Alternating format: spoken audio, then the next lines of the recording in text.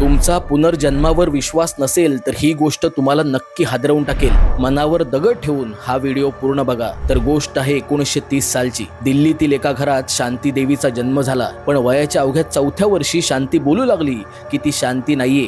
ती म्हणू लागली, माझं खरं नाव लुगडी आहे. मी मथुरेतून आले.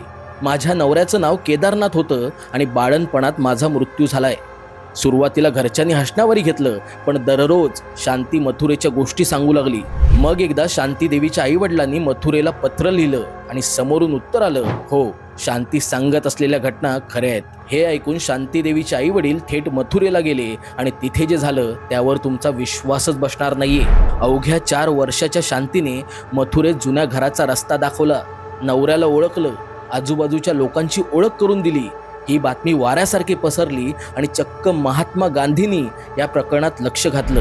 या घटनेचा सखोल तपास करण्यासाठी समिती बसवण्यात आली. शांतीची साक्ष घेण्यात आली.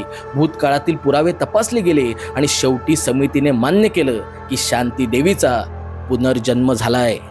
काय हादरलात ना? ही घटना एकच प्रश्न विचारते की मानवी आयुष्य मृत्यूवर संपतं की तिथून सुरू होतं? तुम्हाला काय वाटतं नक्की कमेंट करा आणि अशा युनिक गोष्टींसाठी संवाद सेतूला फॉलो सुद्धा करा.